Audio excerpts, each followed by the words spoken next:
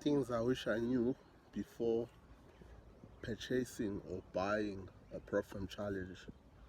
Um, I've been doing perfume for 3 years now, so there are stuff that I wish I knew before buying any challenges that I'd like to share with you guys.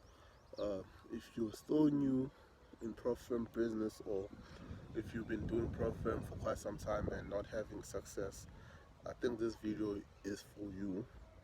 First thing first, hidden rules. Hidden rules are the first thing I want to talk about. The rules are very important because that's where they catch you basically.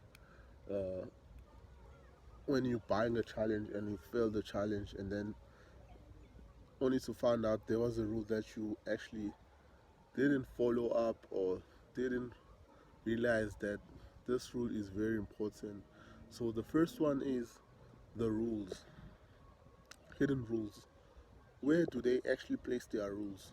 So before you even buy a challenge, you will see on their homepage, on any website of any platform, there is this small space called FAQ, which is frequently asked questions. So there is where a lot of rules are actually being placed. So that's where they put their rules. I don't know why. I believe that the rules should have been put on FAQ. Man, that place is very hidden. For a lot of people, don't read FNQ, highly frequent questions. I think the rules should be, I don't know, put on the homepage and written with very bold words. Unfortunately, I don't know why a lot of firms do not write their rules very clear for everybody to see, in order for them to actually avoid breaking or breaching those rules. I think it's probably their technique of making a lot of uh, traders fail by hiding the rules. A second thing that I wish I knew was, I wish I knew that you don't really need, when you're starting up on a pro firm, you don't need to actually buy a 100k account in order for you to make money, but you need to start small. To start small for a little as 10k account. Say a 10k account is very reasonable. The reason why I say 10k account, because sometimes when you are buying a Profirm challenge, a lot of people don't tell you this. Sometimes you can buy a Profirm challenge on a very, very, very bad time. Bad timing. I hope that makes sense. Sometimes you can buy a challenge when the market condition is just not in a very, very good state, and then you're just buying the challenge and you ended up failing, not just because you cannot trade, but you just bought the challenge when the market was busy doing so many funny things, or there were Trump's news or whatever news they were, and then you decided to actually buy a challenge and then you failed it. So buying a small challenge is very nice, because let's say for instance you have like $500, né? And then you decide, okay, in this $500 I'm gonna buy 5 challenges. Each challenge is gonna be $100 for a 10k account. Then you stand more chances of not losing the money, because there is no way in hell you could actually lose 5 challenges in a row. There is no way in hell. You are probably gonna fail the first challenge, and then maybe fail the second one, but you cannot fail the third one and the fourth one. So you stand more chances if you actually split the money in 5 pieces. Splitting the money in 5 pieces will help you until you get a payout, until you get your money back. And then when you get a payout, you can literally buy a bigger challenge using the payout money you've made on the pro firm. Then just going for a bigger pro firm is not an ideal or a good idea. That is not very a good idea. That is one thing that I wish I knew. So just buy a small challenge and then get a payout from that small challenge and then go for a bigger one.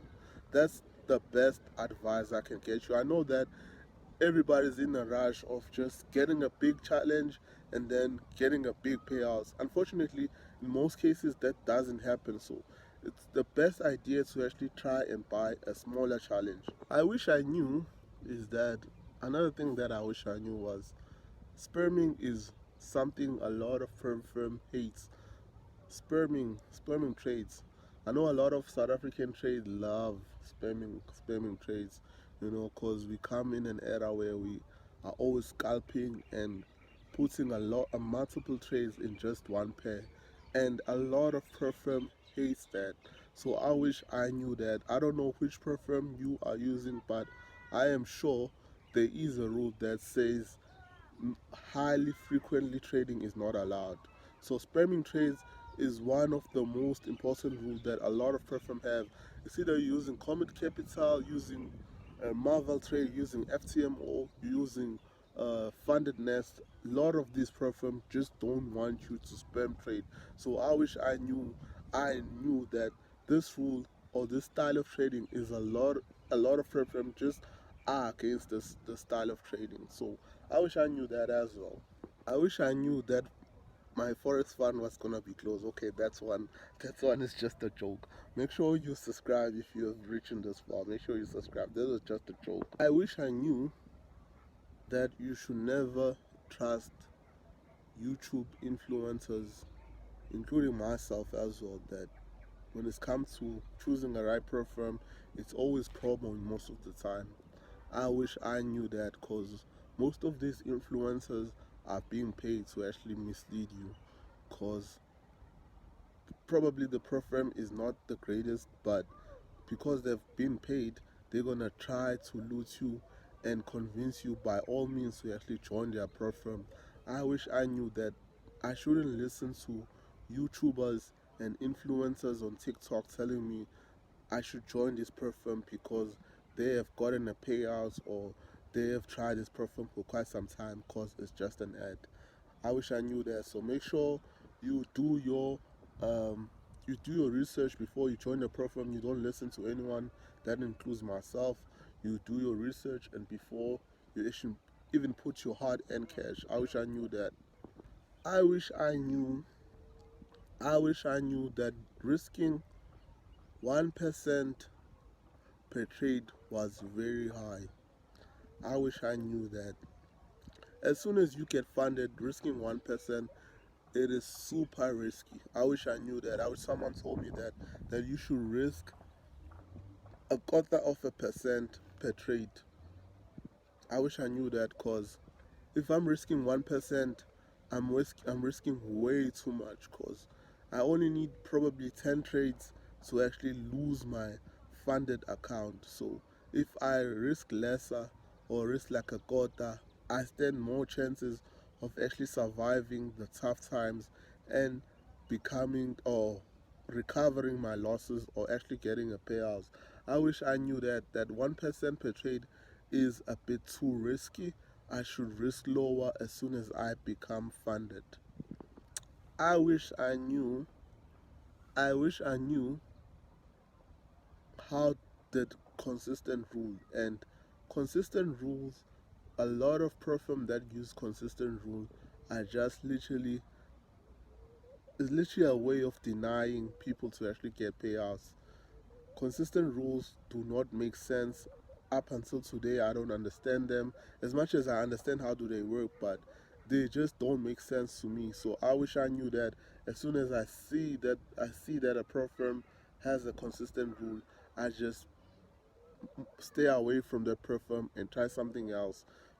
Consistent rule is a way of denying a lot of traders payouts. So make sure you stay away from platforms that offer consistent rule. But consistent rule in most cases, you're gonna find them on instant funding account. So if there is an instant funding, you just know that okay, probably there is a consistent rule. That's the cash, you know, that's the cash. I wish I knew what the swap fee, man. Have you saw how much swap fee these platforms are actually charging us? It's so ridiculous, man. The swap fee are crazy, man. I've been complaining with this for quite some time. As a swing trader, we are really struggling to actually hold trades when it's come to platform because of the swap fee that they have. They are really ridiculous. Ridiculous. They are really ridiculous, crazy. Like in such a way that, like, if you are just holding a trade for probably like um, a week, you will notice that the swap is so big in such a way that you are no longer seeing your profit anymore, because the swap is just ridiculous. It's closing everything, and it's become even crazier if you are holding a losing trade. The loss just become way too much, man. I wish I knew how much do they charge per swap, man. I just need a swap free broker, man. Swap free pro firm, swap free, swap free, swap free. That's what I. Can you just give me a swap free pro firm? That's what I want. I wish I knew this. A hard pillow, a hard, a hard, a hard pill to swallow. Basically, the truth. Um, local pro firm are not that bad. Let's be honest, guys. Local pro firm are not that bad. Probably, uh, we have so much of bad experience when it comes to local brokers, because of how they treat us and all those stuff. But when it comes to local pro firm, so far so good. Honestly, I'll give them a solid 7 out of 10. They are not bad. They are not bad at all. They are not that bad, man. They are not that bad. Local pro firm, like I said, just don't listen to me. Just do your homework as well. But local pro firm are not bad. They are very cheap, affordable, and they are not bad, especially if you are an intraday trader or a scalper.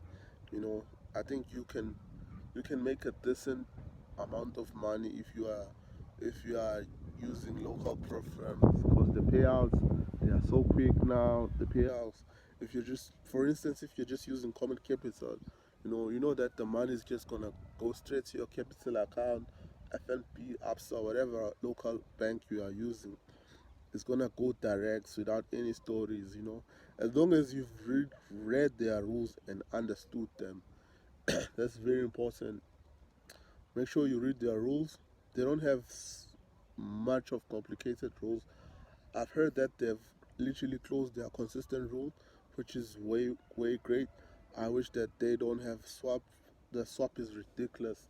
Their swap is ridiculous, and their spread also. Yo, their spread is too much. I wish they could just work on that. Their spread and their swap. But in terms of like payouts, I've saw a lot of people getting their payouts. Uh, Customer service, they answer their emails. They're just not that bad. Honestly speaking, they are not that bad. Thank you so much if you watched the video until this far. I know it's so inappropriate, but the sun just gives you a beautiful lightning when you are doing videos. It's not like doing videos indoors. The light just makes the video more crispy. You can see me properly and all those stuff. So thank you so much if you watched this video this far. I'd appreciate if you comment, like, and subscribe if you feel that this channel is actually you giving you value. So bye for now.